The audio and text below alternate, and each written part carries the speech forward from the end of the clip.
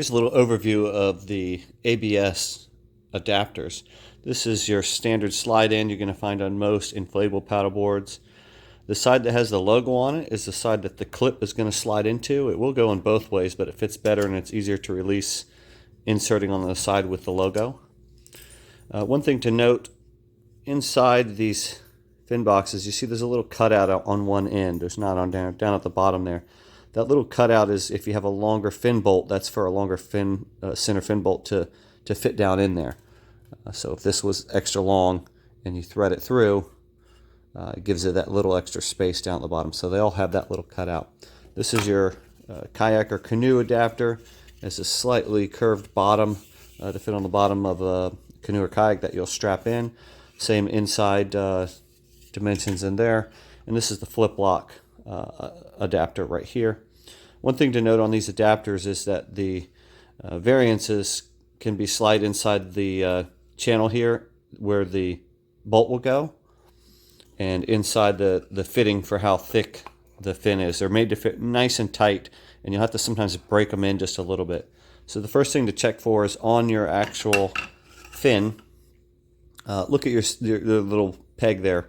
Those can sometimes slide around, so you want to make sure you push it through and get it centered in your fin there. Just kind of squeeze and push it. And you can see now I've got it nice and centered in. And then for putting it in your fin, you want to put it in so that where your center fin bolt is going to go through, that's going to line up where you see this little cutout down there. So it's going to go in this orientation. So you see when I insert it in, it doesn't quite fit. It's very snug. I have to force it a little bit. Once you slide that in a time or two and kind of break it in and scratch away a little bit of the residue of the plastic, it'll fit a lot nice and snug. But sometimes you just push it in, and then if you just take it on the edge of a counter and kind of tap lightly, you can tap it all the way down into place and then seat your fin nicely in there. And that's for all the adapters. Make sure when you're tapping or hitting, you're not going to hit this right here, the propeller guard. This is more of a fragile piece, so if you're hitting or pushing on that, this could break a little bit easier. So make sure you tap just like on the edge of a counter like that. Tap it right into place. Now it's ready to go.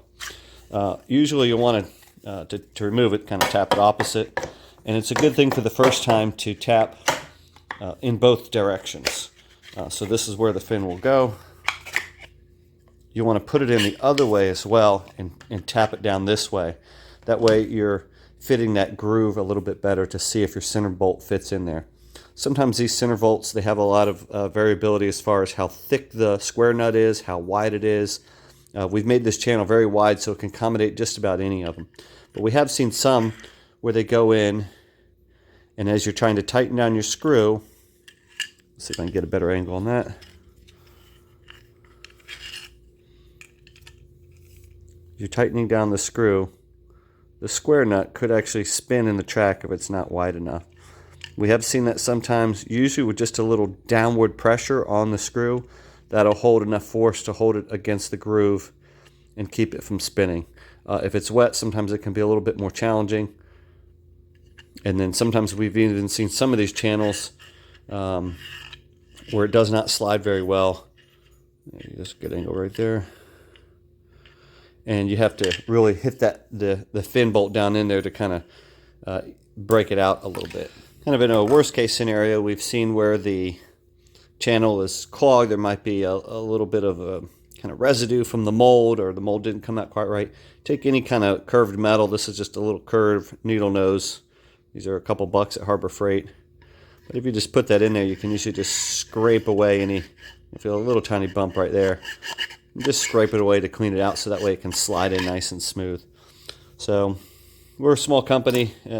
We made these ourselves, designed them ourselves, and we're looking to make some improvements to them, but they work for now with some tolerances and variances in the thickness of them. But those are a few just little tips and tricks to help make sure that your efin fits in there properly and that you're able to get your center fin bolt to bolt in there without spinning that square nut.